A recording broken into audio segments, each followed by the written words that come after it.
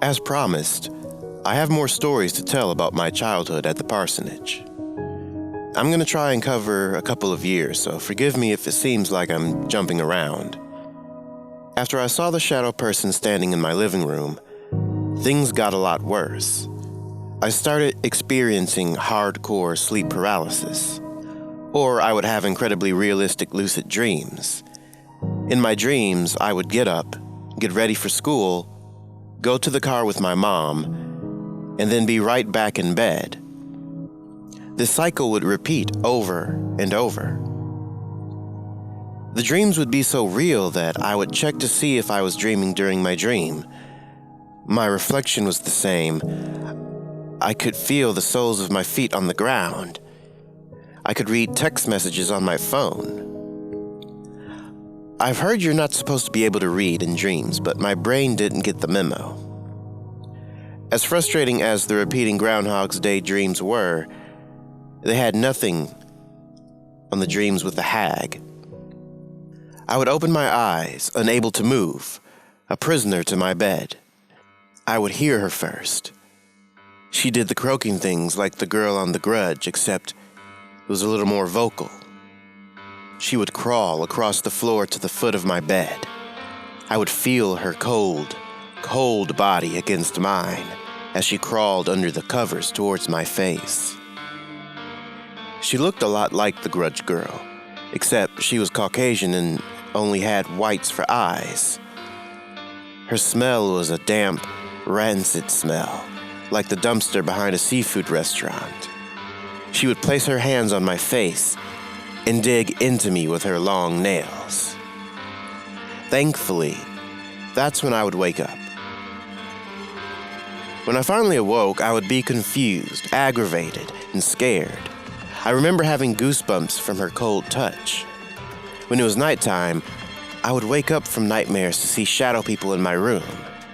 As I blinked to adjust to the dark, they would disappear. This happened nightly. One shadow person even appeared right in my face at the edge of my bed when I heard a loud popping noise that woke me up. I struck out an instinct only to see my hand disappear into the black mass before the shadow vanished and I could see my arm again.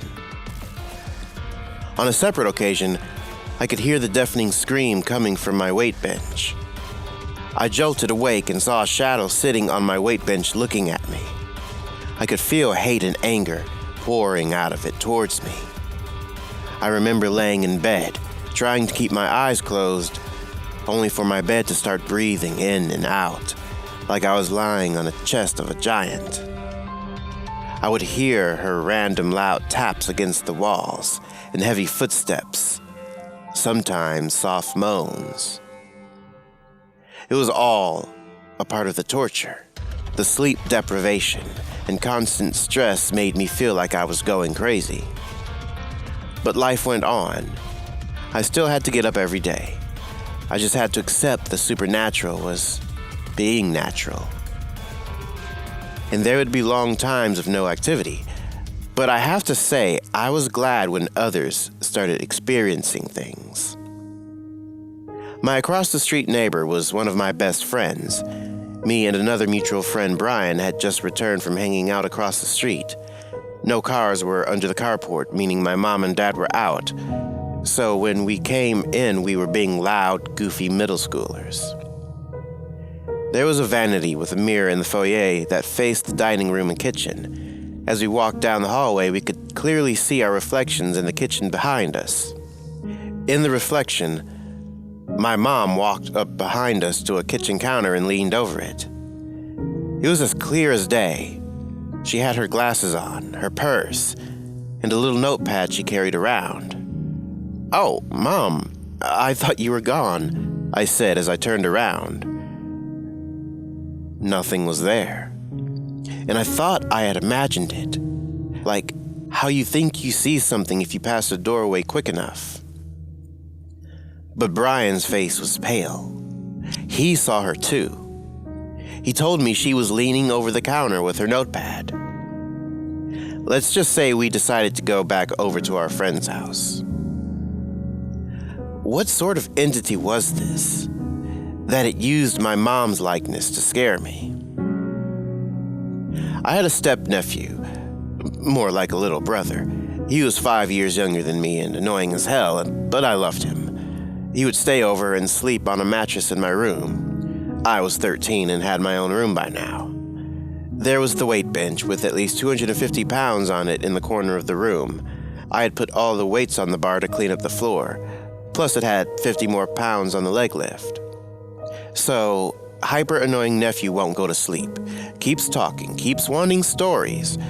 So I start telling him all the scary stuff so he will be scared and quiet. I get onto it and give every creepy detail. His face started looking more and more frightened as the story continued.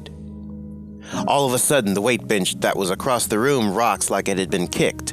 The metal weights all clang together, making a loud racket. Above the weight bench, a small blue orb winked into existence and shot up into the roof. We agreed to change the subject and maybe watch a comedy movie. There was an instance when the windows in the front dining room had somebody knocking at them as I did homework. I ran to the window and clearly saw the back of my friend's head while he ducked down. I called across the street to get his older brother to come and get him or help me scare him back. As I stood looking out the window to his house, I heard my friend answer. He had no idea what I was talking about. He even came to his window and waved at me. I had been watching his house the whole time. Finally, when I was around 17 or 18, I was in my room trying to sleep. I've always been religious and was praying. I heard a loud, clear growl about 3 feet from me. At this point in my life, I was sick of it and started cursing at whatever it was. My mom opened the door to see what was wrong and to scold me for dropping multiple F-bombs. She told me she heard the growl from the hallway. It was so clear she thought it was from my video games and I was cursing into my headset. There is a last thing that I could use help with if somebody knows what this is. I was woken up again in my room, and in my closet was a glowing white face with black holes for eyes.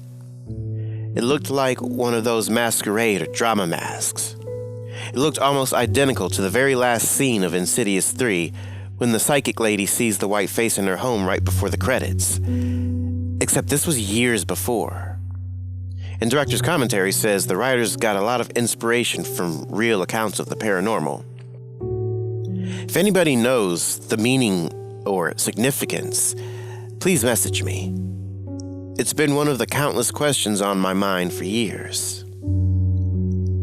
Well, that's all for my high school and middle school days. I wish it would have ended there, but there is one last terrifying chapter to this story.